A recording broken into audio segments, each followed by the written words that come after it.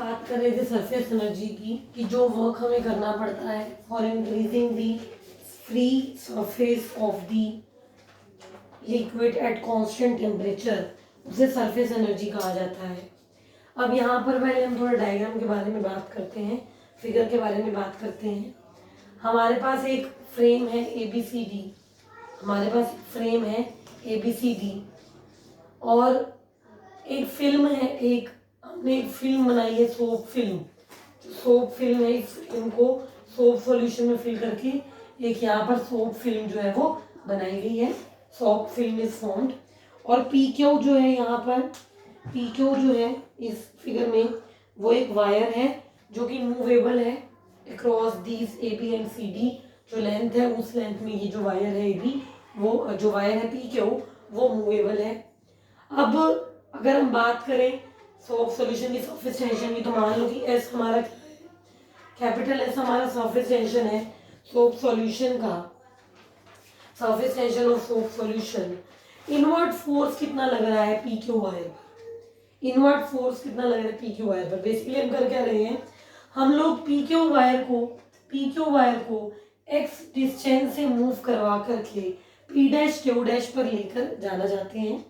हम लोग क्या करना चाहते हैं, हम PQ वायर को आउटवर्ड्स मूव करना चाहते हैं, आउटवर्ड्स मूव करना चाहते हैं in order to increase area, क्योंकि हम लोग बात कर रहे हैं उस एरिया की इंक्रीज की या उस वर्क डन की जो हमें करना पड़ रहा है एरिया फिल्म का इंक्रीज करने के लिए या फ्री सरफेस जो है उसके एरिया को बढ़ाने के लिए।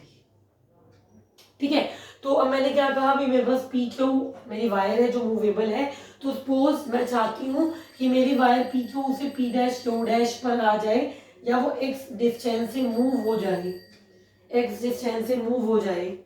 और जो मेरी सरफेस टेंशन है सोप सॉल्यूशन की वो S है, जो स्मॉल l यहाँ पर मेंशन किया गया है वो लेंथ है मेरी PQ वायर का, और X वो डिस्टेंस है जिससे मैंने PQ वायर को डिस्प्लेस किया है। It is a distance through which the PQ wire is displaced.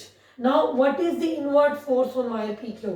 PQ wire पर इनवर्ट फोर्स लगेगा, बहुत ऑब्वियस सी बात है, क्योंकि जो सरफेस फिल्म है, जो सरफेस हमारी सरफेस फिल्म है या जो हमारी फ्री सरफेस है, that free surface tend to acquire the minimum area, वो मिनिमम एरिया एक्वायर करना चाहती है due to surface tension property.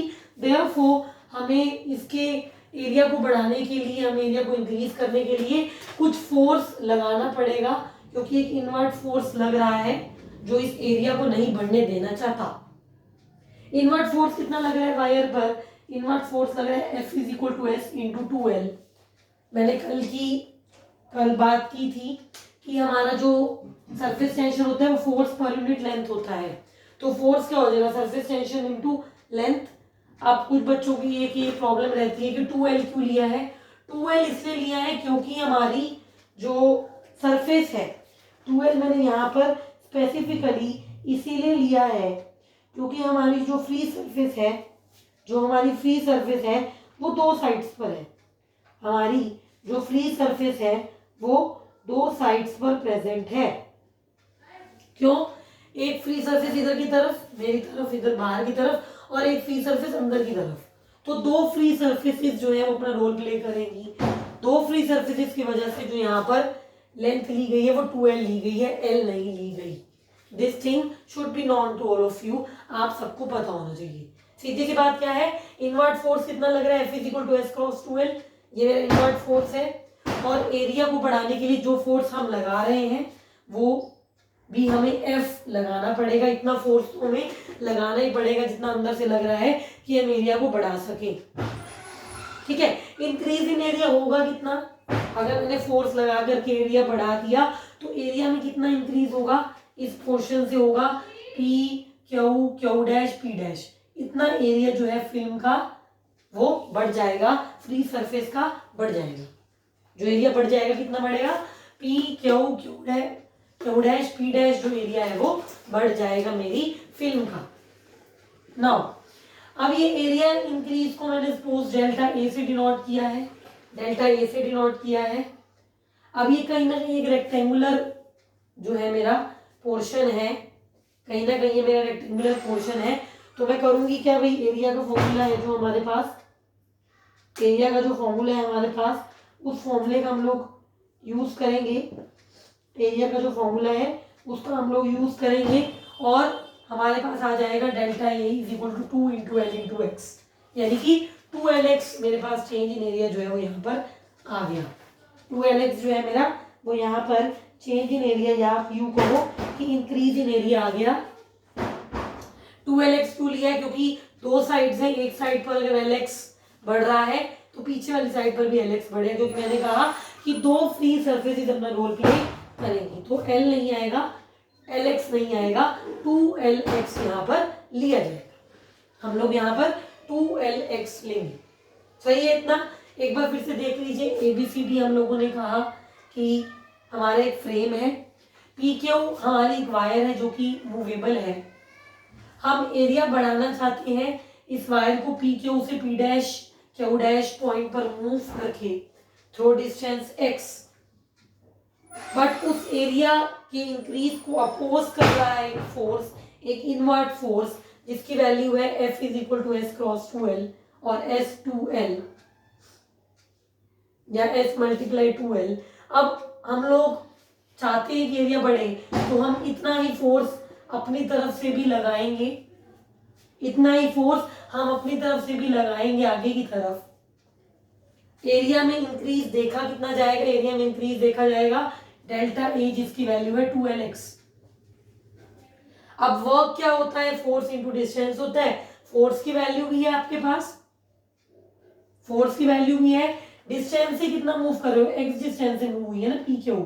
जो PQ वायर है वो P' पॉइंट पर जब पहुंची है तो वो कितने डिस्टेंस से मूव हुई है, एक्स डिस्टेंस से मूव हुई है ना। तो क्या बन जाएगा, फोर्स इंटू डिस्टेंस, यानी कि F into 2L into x.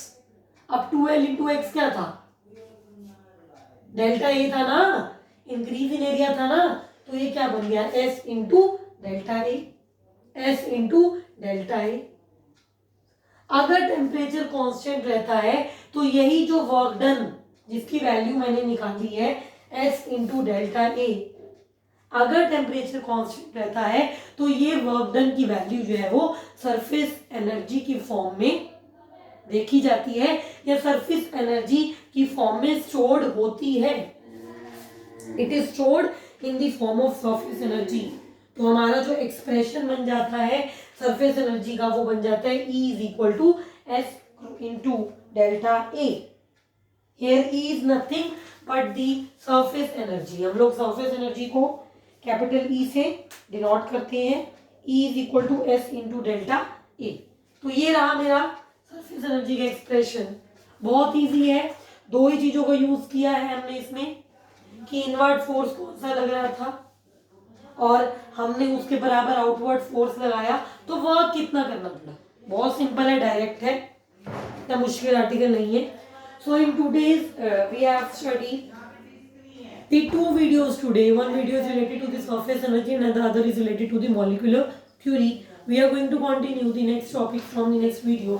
Be regular with videos, don't waste your time, study hard. Thank you.